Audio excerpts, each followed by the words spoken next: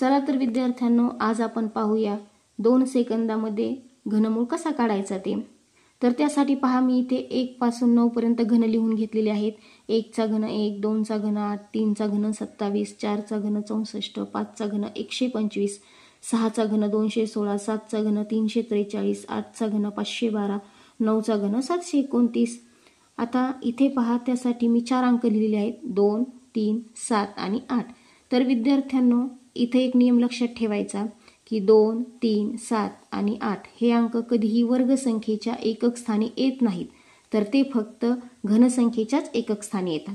आता इथे पहा, जर घनमुळाच्या एकक स्थानी 3 असतील तर घनसंख्येच्या एकक स्थानी 7 येतात। जर घनमुळाच्या एकक स्थानी 7 असतील तर घनसंख्येच्या एकक स्थानी 3 येतात।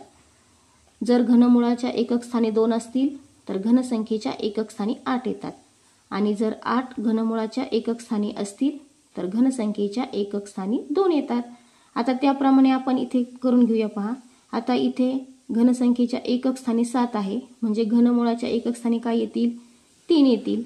इथे 3 आहेत, त्यामुळे इथे एकक स्थानी 7 येतील। इथे 8 आहेत, तर इथे एकक स्थानी 2 येतील। इथे 2 आहेत, तर इथे एकक स्थानी 8 येतील।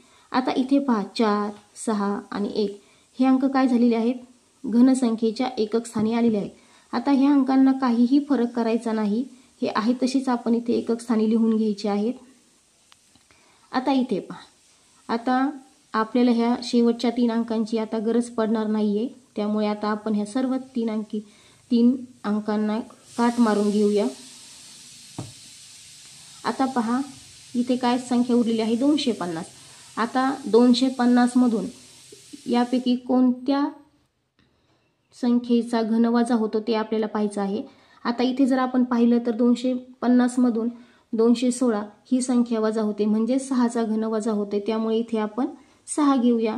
इथे पहा, 185 आहेत। 185 मधून जर कोणता घन वजा होत असेल तर तो आहे 125। 125 हा 5 चा घन आहे, त्यामुळे इथे आपण 5 लिहूया।